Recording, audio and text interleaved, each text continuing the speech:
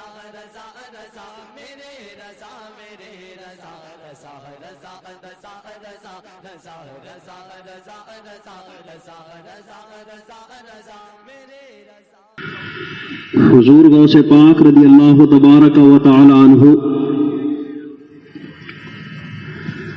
کی سیرت کا مطالعہ کرنے کے بعد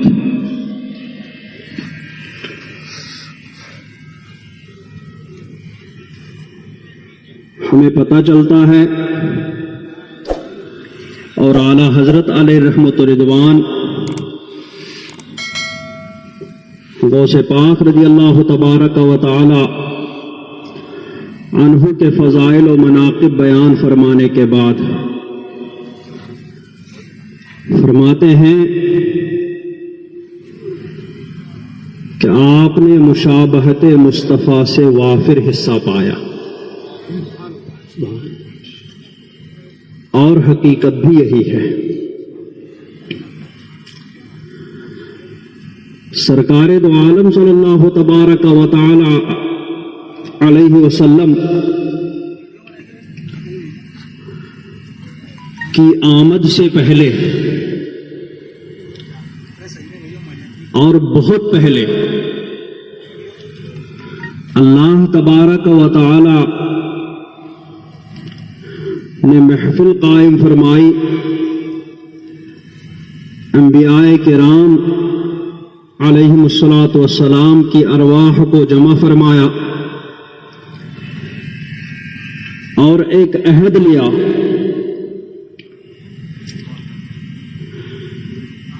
کہ جب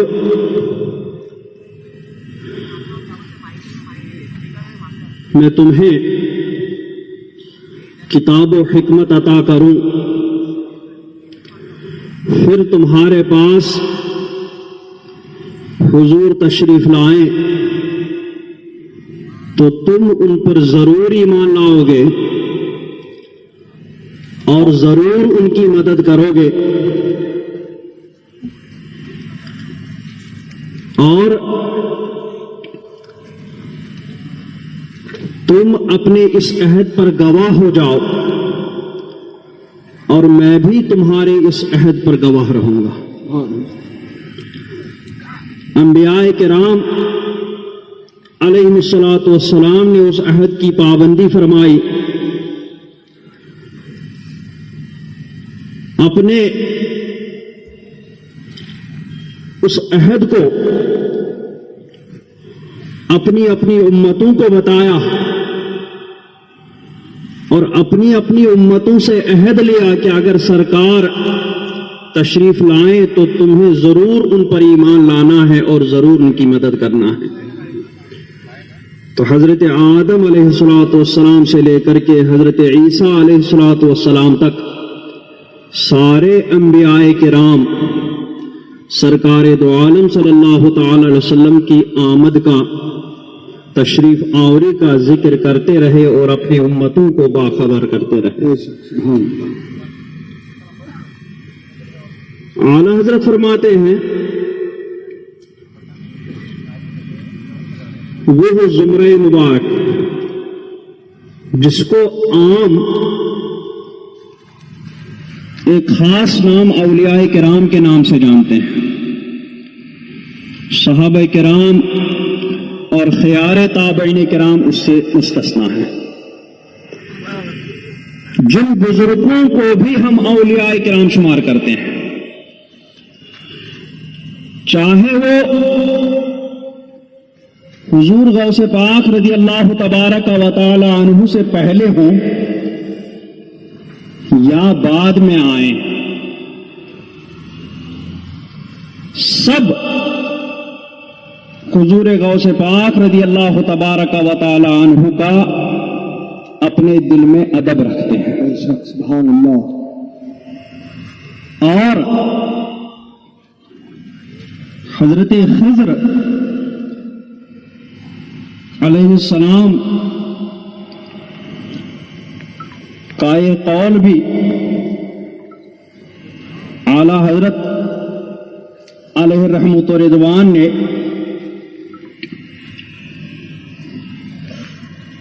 خدائے کے بخشش اور دوسری کتابوں میں ذکر کیا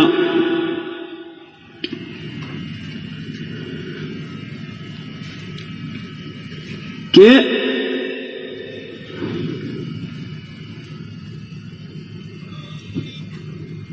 اولیاء کرام جو حضور غوث پاک سے بہت پہلے سے، حضرت جنید بغدادی، حضرت ابو بکر شبلی علیہم الرحمت و رضوان، بھی حضور غوث پاک رضی اللہ تبارک و تعالی عنہ کا اپنے دل میں ادب رکھتے تھے. ابھی تشریف نہیں لائے تھے، لیکن آپ کی آمد اولیاء کرام کو الہام ہو چکی تھی، اور وہیں سے آپ حضور غوث پاک رضی اللہ تبارک و تعالی عنہ کا اپنے دل میں ادب رکھتے تھے. سبحان اللہ سبحان اللہ. اعلی حضرت علیہ رحمت رضوان نے اسی کو فرمایا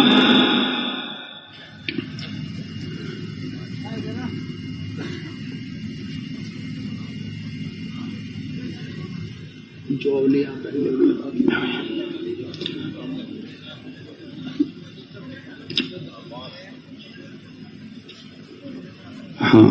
جو ولی قبل تھے یا بعد ہوئے یا ہوں گے، سب ادب رکھتے ہیں دل میں میرے آقا تیرا. حضرت خضر علیہ السلام فرماتے ہیں مَتَّخَذَ اللَّهُ وَلِيًّا كَانَ أَوْ يَكُونَ إِلَّا وَهُوَ مُتَعَدِّبٌ مَعَهُ إِلَى يَوْمِ الْقِيَامَةِ، کہ اللہ تبارک و تعالی نے کسی کو ولی نہیں بنایا جو ہوئے یا جو ہوں گے، مگر یہ کہ وہ اپنے دل میں حضور غوث پاک رضی اللہ تبارک و تعالیٰ عنہ کا ادب رکھتے تھے. سبحان اللہ. اور حضور غوث پاک نے خود فرمایا افلت شموس الاولین وشمسنا ابدا علی افق العلا لا تغربوا، کہ پہلے جو اولیاء کرام آئے ان کے جو آفتاب روشن ہوئے وہ پھر غروب ہو گئے، لیکن ہمارا جو آفتاب روشن ہوا وہ افق پر ہمیشہ روشن ہی رہے گا. سبحان اللہ سبحان اللہ. اسی طریقے سے حضرت ابو الوفا تاج العارفین رحمت اللہ تعالی نے فرمایا غوث پاک کل دیک یسیح و یسکت الا دیکک فإنہ یسیح الی یوم القیامہ، کہ ہر مرغ آواز کرتا ہے پھر خاموش ہوتا ہے، مگر آپ کا مرغ خاموش نہیں ہوگا بلکہ قیامت تک وہ لوگوں کو اللہ تبارک و تعالیٰ کے پیغام کی تبلیغ فرمائے گا. سبحان اللہ. تو ادھر سرکار دو عالم صلی اللہ تبارک و تعالی علیہ وسلم کی آمد کی خبر انبیاء کرام، آپ کا ذکر، آپ کی تعظیم، آپ کی محبت کا چرچا انبیاء کرام کرتے آئے، اور ادھر اولیاء کاملین حضور غوث پاک رضی اللہ تبارک و تعالی عنہ کا ادب اپنے دل میں رکھتے. سبحان اللہ سبحان اللہ. بے شک. اور حضرت ملا علی قاری فرماتے ہیں کہ سعادت مند ماں کے پیٹ سے ہی آدمی ہوتا ہے، مطلب لکھ دیا جاتا ہے، لیکن وہ سعادت مندی کبھی وہیں سے شروع ہو جاتی ہے. ماں کے پیٹ سے ہی وہ سعادت مندی شروع ہو جاتی ہے، اور کبھی کبھی بہت بعد میں وہ سعادت مندی کے آثار نظر آتے ہیں. تو ماں کے پیٹ ہی سے، مطلب ابتدائے امر ہی سے جو سعادت مندی ظاہر ہوتی ہے وہ انبیاء کرام علیہم السلام اور خاص اولیاء کاملین میں ان کی سعادت مندی ابتدائے امر ہی سے ظاہر ہو جاتی ہے. اور حضور غوث پاک رضی اللہ تبارک و تعالیٰ عنہ انہی اولیاء کاملین میں سے ہیں، بلکہ ان کے سردار. آپ جب اپنی والدہ محترمہ کے رحم پاک میں تھے اور پھر رحم پاک سے جو ہی باہر آئے تو کہتے ہیں رمضان المبارک کا مہینہ تھا، تو حضور غوث پاک رضی اللہ تبارک و تعالی عنہ دن میں دودھ نہیں پیا کرتے تھے، اور بغداد شریف میں یہ بات مشہور تھی کہ اشراف اور سادات کے خاندان میں ایک مبارک فرزند کی پیدائش ہوئی ہے جو رمضان المبارک میں دن میں دودھ نہیں پیتے ہیں۔ تو ایک مرتبہ جب چاند مشتبہ ہو گیا کہ ہوا یا نہیں ہوا، تو لوگوں نے حضور غوث پاک رضی اللہ تبارک و تعالی عنہ کے دربار کی طرف رخ کیا اور آپ کی والدہ محترمہ سے معلوم کیا، تو آپ کی والدہ محترمہ نے بتایا کہ نہیں، آج انہوں نے دودھ نہیں پیا، اس کا مطلب ہے کہ آج سے رمضان المبارک شروع ہو چکا ہے۔ سبحان اللہ، سبحان اللہ۔ آپ کی ایک پھپھی تھی حضرت عائشہ رضی اللہ تعالی عنہا، وہ بھی بہت بزرگ عورت تھی، با کرامت خاتون تھی۔ ایک مرتبہ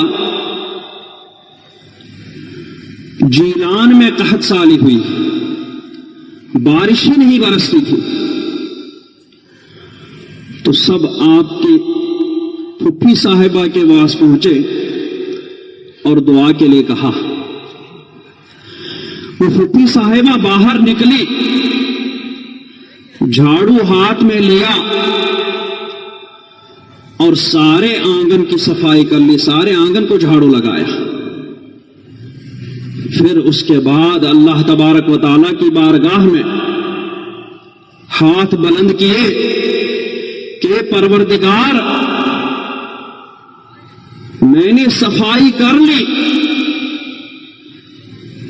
اس فرش کو میں نے صاف کر لیا، اب تو اپنی رحمت اس پر برسا سکتا ہے۔ میں نے صفائی کر لی، تو اپنی رحمت سے اس کو اب اپنی رحمت برسا دے۔ بس منہ زبان سے آواز نکلنی تھی، بارش شروع ہو گئی، اور بارش اتنی ہوئی کہتے ہیں جیسے پرنالے آسمان سے بہ رہے تھے، سبحان اللہ، اور اتنی بارش ہوئی کہ لوگوں کو پانی کے اندر سے جانا پڑا اپنے گھر۔ اس خاندان میں حضور غوث پاک رضی اللہ تبارک و تعالی عنہ نے آنکھ کھولی۔ خود فرماتے ہیں کہ جب میں بچہ تھا تو عرفہ کا دن تھا، میں باہر کھیت کی طرف گیا اور وہاں ایک گائے کو لے کر کے میں ہل چلانے لگا، اس گائے کے پیچھے پیچھے زمین جوتنے لگا، تو کہتے ہیں گائے مڑی اور گائے نے آواز دی، اے عبد القادر، ما لہذا خلقت ولا بہذا امرت، نہ تو تم اس لیے پیدا کیے گئے کہ تم آ کر کے زمین جوتو، اور نہ تمہیں اس کا حکم دیا گیا کہ آ کر کے زمین جوتے۔ حضور غوث پاک رضی اللہ تبارک و تعالیٰ عنہ دوڑ کے آئے واپس، جب گائے کو بولتے ہوئے دیکھا تو دوڑتے ہوئے گھر آئے، چھت پر چڑھے، عرفہ کا دن تھا، چھت پر چڑھے، نظر اٹھا کر کے ایک طرف دیکھا تو سامنے پورا میدان عرفات نظر آ رہا تھا۔ سبحان اللہ، ابھی بچپن مسحوشی سنبھالا تھا، پورا میدان عرفات دیکھا، وہاں حاجیوں کو وقوف کر یہ حالت میں دیکھا، دعائیں مانگتے ہوئے دیکھا۔ جب وہ نظارہ دیکھا تو نیچے آ گئے اور اپنی والدہ محترمہ کے پاس پہنچے۔ اے والدہ محترمہ، مجھے تم اللہ کے لیے آزاد کر دو، مجھے اللہ کی راہ میں چھوڑ دو۔ آپ کی والدہ محترمہ نے کہا کہ تمہیں کیا ہو گیا؟ کس چیز کے باعث تم یہ سب باتیں کرنے لگے؟ تو آپ نے اپنا سارا واقعہ سنایا۔ حضرت والدہ محترمہ ام الخیر رضی اللہ تعالی عنہا نے فرمایا کہ ٹھیک ہے، میں نے تمہیں آزاد کر دیا اور اب قیامت تک میں تمہارا چہرہ نہیں دیکھوں گی۔ اس کے بعد اندر گئی اور 80 اشرفیاں لے کر کے آئی، جس میں سے 40 اشرفیاں اٹھا کر کے حضور غوث پاک رضی اللہ تبارک و تعالی عنہ کے بغل کے نیچے کپڑے میں سل کر کے دے دی، اور 40 اشرفیاں حضور غوث پاک رضی اللہ تبارک و تعالی عنہ کے چھوٹے بھائی کے لیے رکھی، جن کا پھر جوانی میں ہی انتقال ہو گیا تھا۔ تو 40 اشرفیاں آپ کے کپڑے میں سل کر کے روانہ کیا، کہا کہ اب قیامت ہی میں ملاقات ہوگی، قیامت تک اب چہرہ نہیں دیکھوں گی، اللہ کے لیے ایسا آزاد کر دیا۔ اور ایک بات یاد رکھنا کہ سفر حضر کبھی بھی کہیں بھی کسی بھی وقت جھوٹ مت بولنا۔ سبحان اللہ سبحان اللہ، یہ ان کی والدہ محترمہ نے نصیحت کی روانہ کرتے ہوئے۔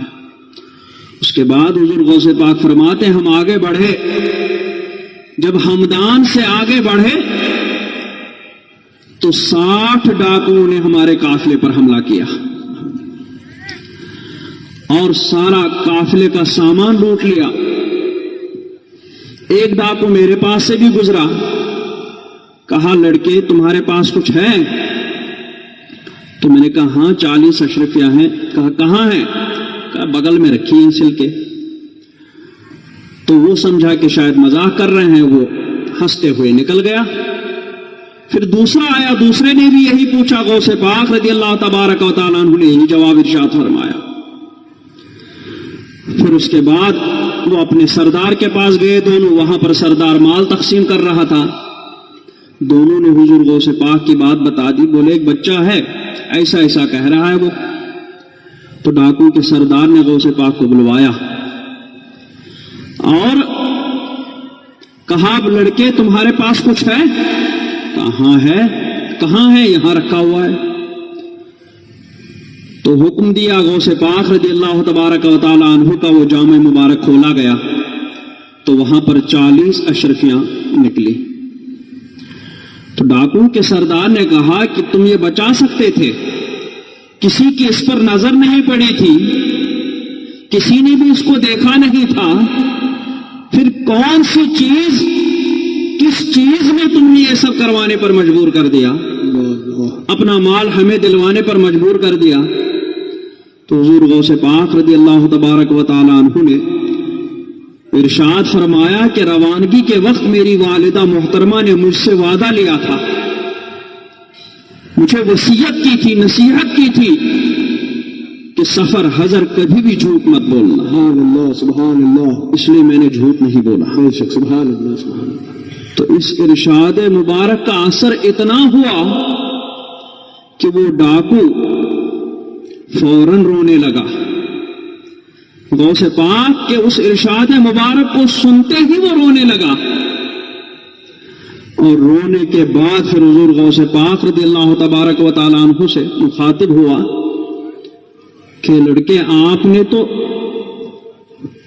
اپنی والدہ محترمہ کے ایک مرتبہ کہنے سے آپ نے اتنا عمل کیا کہ ان سنگین حالات میں بھی سچ کا دامن نہیں چھوڑا۔ سبحان اللہ۔ اور ہم تو اتنے سالوں سے اللہ تبارک و تعالیٰ کے ساتھ کیے ہوئے اس عہد کو توڑتے آ رہے ہیں، اتنے سالوں سے ہم جھوٹ بولتے آ رہے ہیں، اللہ سے جو وعدہ کیا تھا اس وعدے کو آج تک نہیں نبھایا۔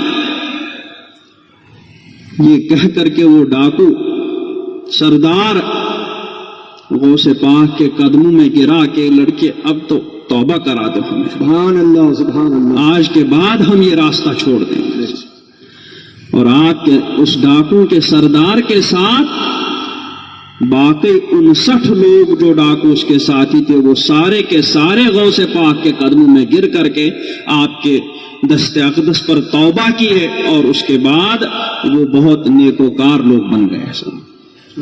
اور ان ڈاکو نے جتنا بھی مال وہ لوٹا تھا قافلے والوں کو، سارا کا سارا مال ان قافلے والوں کو واپس کر دیا. یہیں سے غوث پاک رضی اللہ تبارک و تعالیٰ عنہ کے زبان مبارک کی تاثیر اور روحانیت کا سلسلہ شروع ہو گیا تھا. یہ پہلا واقعہ تھا. اور اس کے بعد حضور غوث پاک رضی اللہ تبارک و تعالیٰ عنہ بغداد شریف پہنچے. 18 سال کی عمر مبارک تھی تو آپ کی روحانیت کی ہوا ایسی چلی کہ وہاں ایک عرصے سے اس مدرسہ نظامیہ میں حجت الاسلام امام محمد غزالی رضی اللہ تبارک و تعالی عنہ وہاں کی صدارت پر فائز تھے اور وہاں کے مدرسے کے صدر الصدور تھے اور بہت خوش لباس چگا پہن کے آتے تھے. امامہ شریف بڑے آن بان شان کے ساتھ آ کر کے وہ مسند تدریس پر بیٹھتے تھے. لیکن جب 18 سال کی عمر مبارک میں حضور غوث پاک رضی اللہ تبارک و تعالیٰ عنہ بغداد شریف پہنچے تو آپ کی روحانیت کی ہوا ایسی چلی، روحانیت اس طریقے سے بغداد پر اثر انداز ہوئی کہ امام غزالی نے وہ ٹھاٹ باٹ سب چھوڑ دی، وہ صدارت کا عہدہ ہی چھوڑ دیا اور جنگل بیابان کی طرف چلے گئے، خلوت میں اللہ تبارک و تعالیٰ کا ذکر کرنے کے لیے، آپ کی عبادت کرنے کے لیے. سبحان اللہ سبحان اللہ سبحان اللہ. ایسی روحانیت کی ہوا چلی تھی.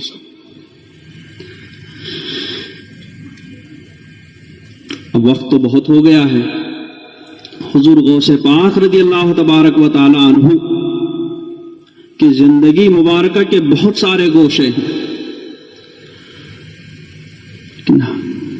خاص طور سے لیکن علماء کرام کیا مقررین نظام نے جس گوشے پر دھیان دیا وہ صرف گوشے کرامات ہے، یعنی حضور غوث پاک کی کرامتوں کو زیادہ سے زیادہ بیان کیا گیا. اور بے شک ایسا ہی ہے، جس نے بھی حضور غوث پاک پر کتاب لکھی آدھی سے زیادہ کتاب آپ کی کرامتوں سے بھری ہوئی ہے.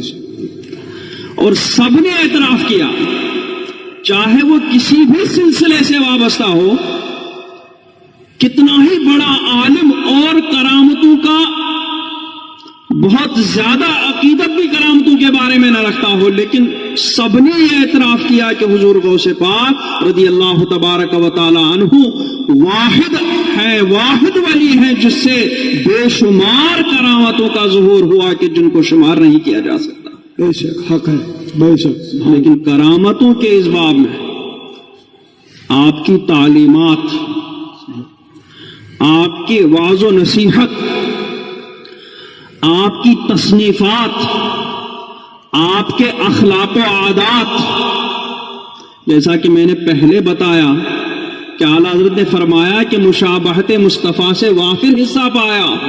جیسے سرکار دو عالم صلی اللہ تعالی وسلم نے اتنے معجزات سرکار دو عالم صلی اللہ علیہ وسلم کی ذات اقدس سے ظاہر ہوئے جتنے کسی بھی نبی کی ذات سے ظاہر